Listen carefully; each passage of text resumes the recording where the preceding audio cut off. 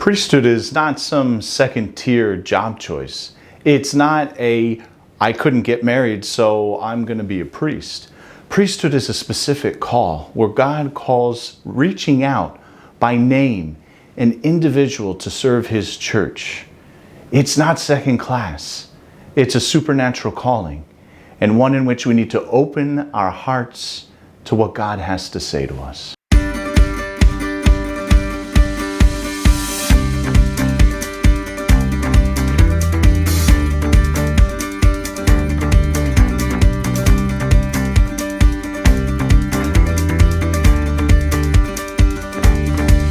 There are three ranks of holy orders: bishop, priest, and deacon. Bishops are successors to the apostles, priests are co-workers to the bishops, and deacons are the ministers of service for the church. It is true that God has made His entire holy people a royal priesthood in Christ.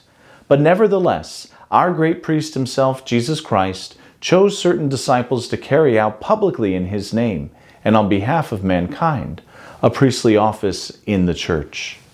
Through the ministry of the bishop, Christ Himself never fails to proclaim the gospel and administer the sacraments of faith to those who believe. Priests are established co-workers of the order of bishops, with whom they are joined in the priestly office, and with whom they are called to the service of the people of God. Deacons are to help the bishop and his priests in the ministry of the word, of the altar, and of charity, showing himself to be a servant to all. As a minister of the altar, he will proclaim the gospel, prepare the sacrifice, and distribute the Lord's body and blood to the faithful. But as a priest, I can speak to this ministry the best. To be conformed to Christ the high priest and to serve His people is what a priest is ordained for. A priest will gather people into the people of God through baptism, forgive sins in the name of Christ and the church in the sacrament of penance. He will comfort the sick with holy oil and celebrate the sacred rites. When the priest prays and gives thanks to God, it is not only for himself or for his people, but for the whole world. This is the life of a priest. Now, most people think that priests celebrate Mass and then disappear, but there is so much more to the life of a priest than what people think they know. Yes, the high point of our day is the celebration of the Mass. It is humbling, and I'm struck with awe each time that I celebrate the Mass and pray the words of consecration. The life of a priest is never boring. It's one that oftentimes feels like an adventure every day. So much can happen, and no day is the same. You can get a call to the emergency room and anoint someone about to meet the Lord at the end of their journey on this earth. And 20 minutes later, you could be playing basketball with kids in the grammar school. And then later, you could be in meetings planning the future of the parish. The bottom line is this: you never know what God will put in your path as a priest. And at the end of the day, it's the salvation of souls that's the most important, especially those entrusted to our pastoral care. The ministerial priesthood differs from the common priesthood of the faithful because it confers a sacred power for the service of the faithful.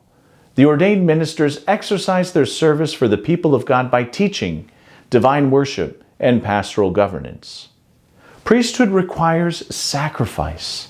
Sacrifice of a family, of a spouse, sacrifice of the riches of this world, and other sacrifices not seen. So many people think that priests would be happier if they weren't celibate, or if they could have more of a comfortable life. But celibacy allows for one to cling to Christ more easily with an undivided heart. Celibacy also is a sign of a pastoral charity and a source of spiritual fruitfulness. It is not the life of a bachelor, and it is not the life for everyone. The reality of the matter is that when one discerns priesthood, there's a tremendous amount of time spent in prayer, conversation, and formation to prepare an individual for priesthood.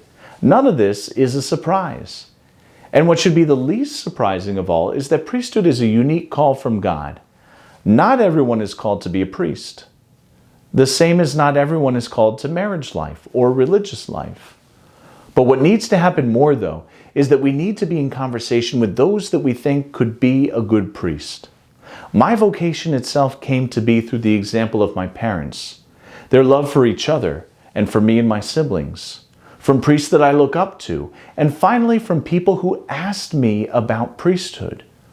We should never be afraid to have this conversation with our children, our grandchildren, and our friends. To celebrate Mass, forgive sins, to be with people in their good moments and their bad moments, to share a new birth and mourn with loved ones at the end of a journey. These are the moments that priesthood presents. But the greatest will always be how God works through the broken instruments we are. He teaches through us. He preaches through us. He forgives through us. He makes himself known through us. And this is the sacrament of holy orders.